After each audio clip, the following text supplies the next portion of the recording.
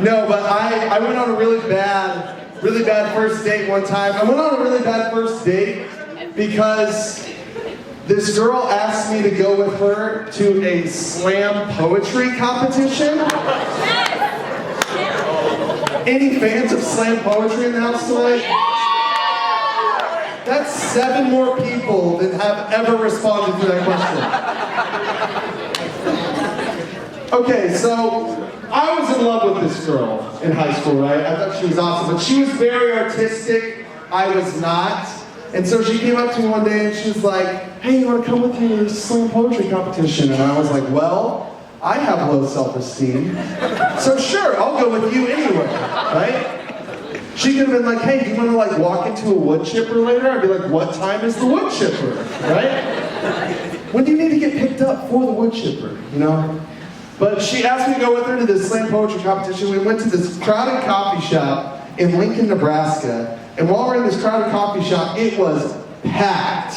Like, it was full to the brim. And people in there, they were getting jazzed. They were getting excited to hear some slam poetry. And I heard some of them talking like, oh man, I hope they drop some sick metaphors tonight. Looking for some political statements. Hope they use the literary device of onomatopoeia. If you've never been to a slam poetry competition, I swear to you, that's how they get ready for it, okay?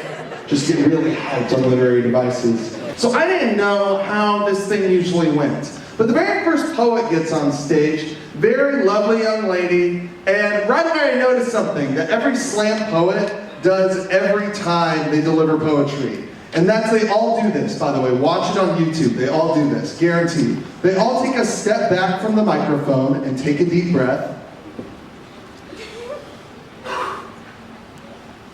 Then they step up to the microphone, lift their head dramatically to let you know the magic's about to happen, right? And then the first poet of the night, this girl says the first line of her poem, which was, when I was a child, my father killed the family dog with a shovel.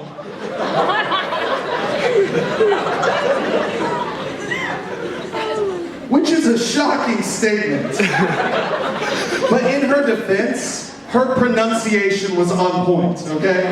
Like, if that's what the judges were looking for, she nailed it. But then something really weird happened. And she said that shocking line, the first line of her poem, and then the entire audience started cheering and applauding. Cheering and applauding that her father killed a dog with a shovel. And I got frightened. Because I've never been a part of a cult before. But I assume that's how they start, right? It's like, yay, life is horrible, the Dark Lord Cthulhu's coming to steal our souls!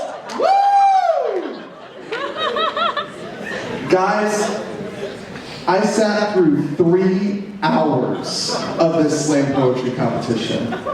One guy got on stage and just said the word forklift on repeat for 3 minutes. Forklift, forklift, lift fork, forklift. And he won his round against another guy who got on stage and admitted when he was 8 years old, he had a romantic infatuation with the ice cream truck driver in their neighborhood growing up. And that guy got booed off stage.